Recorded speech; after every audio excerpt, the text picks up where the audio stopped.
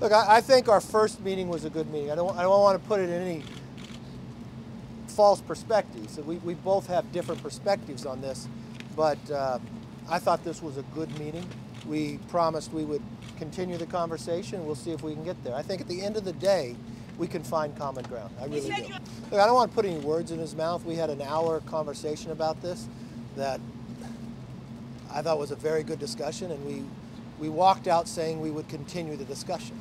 And I think there is an opportunity here to come to an agreement on both sides. And I think that's the best I think that's what the American people want. Look, they want us to be responsible and sensible about this. And that's exactly the way we're handling it. I told the president I would like to see if we can come to an agreement long before the deadline, and we can start working on other things. Mr. Speaker, if you just look, if we continue the trajectory that we're on, in the next 10 years, we'll spend $8 trillion just on interest. $8 trillion just on interest. What that means, though, too, because of the spending that has been going on, is that's why you have inflation. America's strength will shrink it. Everyone has always said, it doesn't matter what occupation you're in, whether you're a U.S. general or not, the greatest threat to America is our debt. Our debt is now at 120% of GDP, meaning our debt is larger than our economy. This is higher than at any time in American history. And it's higher at any time in American history when the revenues that are coming into government are higher than any other time. So we've got a lot of revenue, we just have a spending problem. And that's where I want to find that we can find common ground. Look, if I look at anything and you want to equate this, if you have a child and you give them a credit card and they spend that limit, you're responsible for paying that credit card. But the responsible thing too is going forward, not just raise the limit, but look at how you're spending. You know, I look at Chuck Schumer, he's never passed a real budget. He's never passed any appropriation bills, but he puts a $1.7 trillion omnibus coming through.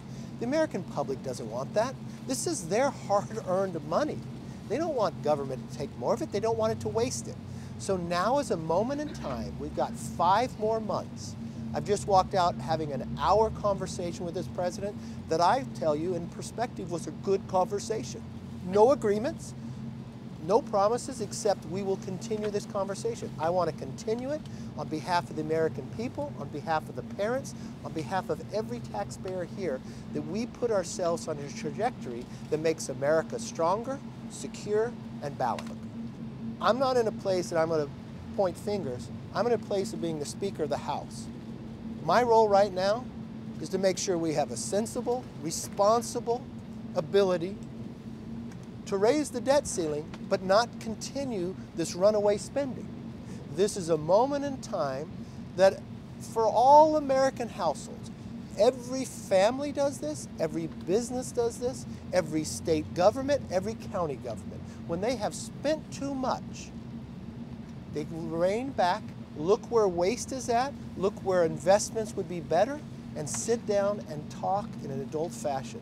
That's the conversation I just had with the president, and that's the conversation I want to continue so we can come to an agreement. There's nothing in there but me walking away that does not believe at the end of the day we can come to an agreement that makes America stronger, puts us on a path to balance, and exactly what the American people are asking us to do. It's our responsibility to do it. But the one thing I do know, our debt is too high.